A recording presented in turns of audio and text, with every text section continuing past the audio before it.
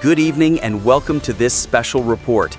We begin tonight with breaking developments from Washington, D.C., where a Thanksgiving Eve shooting has shaken the entire nation. Two National Guardsmen were shot without warning near the nation's capital. One of them, 25-year-old Andrew Wolf, remains in critical condition, fighting for his life. His family says they are overwhelmed by the support they are receiving from community members, from the military, and from the nation at large. Meanwhile, the other victim, 20-year-old Sarah Beckstrom, tragically lost her life in the attack.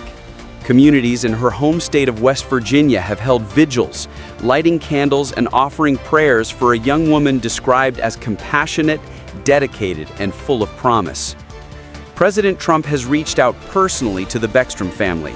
He says the White House doors will remain open whenever they feel ready to visit, promising that the nation will honor Sarah's legacy. The president also acknowledged the condition of Andrew Wolf, saying the country stands united behind him as he fights to recover. Tonight, investigators are working around the clock to uncover the motive behind this horrific incident.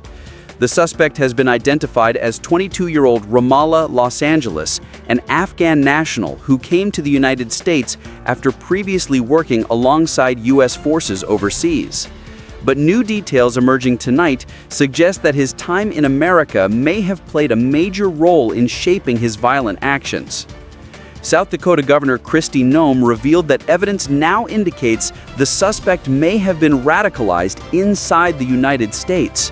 She stated that communications, social circles, and online interactions here in America appear to have contributed to his extremist mindset.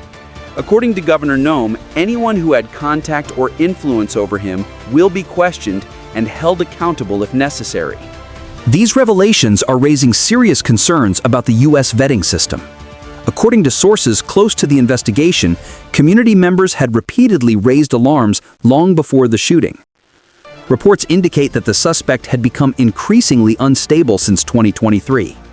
He had no stable employment, had drifted away from his family, and was reportedly experiencing mental and emotional breakdowns. Yet despite everything, he was granted asylum in April 2025. This has sparked intense debate within political and security circles about how such a case could slip through the cracks. Officials admit that many Afghan evacuees arrived in the U.S. without complete biometric data, criminal history, or verification from their home country, especially those processed through Doha. This made thorough background checks extremely difficult, leaving the system vulnerable to errors. The White House, meanwhile, is standing firm on its position. President Trump has reiterated his plan to implement long-term restrictions on immigration from unstable regions, stating, "We don't want those people. We have enough problems." This pause could last a long time, a very long time. But Democratic leaders are calling this a politically charged response. They argue that the administration is using one tragedy to justify broad restrictions. A Democratic spokesperson said, "This is a desperate attempt to shift blame. There is no evidence at this time that the vetting process failed." But critics counter that the facts are undeniable.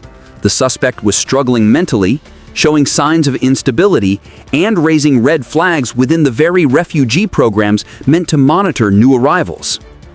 Beyond the political arena, security experts are weighing in with serious concerns. Some analysts argue that while many Afghans aided U.S. troops with courage and loyalty during the war, that does not automatically guarantee compatibility with American life long-term. Others note a growing issue among certain evacuees who held unrealistic expectations, believing they would receive full financial support, housing, and state benefits upon arrival. When these expectations were not met, frustration and resentment reportedly grew. Veterans advocates have also entered the conversation, pointing out that America still struggles to properly support its own homeless veterans.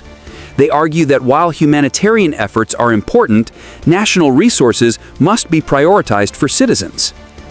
These debates have also revived historical reminders. Early American immigration policies, especially through Ellis Island, required newcomers to demonstrate self-sufficiency. If they lacked a job, financial stability, or family support, they were sent back. critics say those rules have faded, leaving the modern system unprepared for high-risk cases emerging from war zones. Across the nation, reactions to the shooting are strong and divided. On one side, Americans are demanding tighter vetting and stronger border controls, arguing that the system has failed. On the other side, community leaders warn against stereotyping all Afghan refugees, reminding the public that many risk their lives to support U.S. forces. As the conversation grows more intense, one thing remains clear. This tragedy has exposed deep vulnerabilities in the current immigration and vetting process, vulnerabilities that demand immediate attention. Tonight, investigators are tracing every detail of the suspect's life, both in Afghanistan and the United States. They are reviewing his digital communications, interviewing acquaintances, and analyzing potential ideological influences. Authorities say more arrests could follow if evidence reveals additional involvement.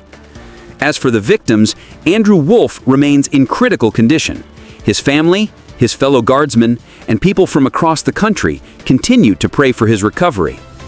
And for Sarah Beckstrom, her community remains united in grief, honoring a life taken far too soon.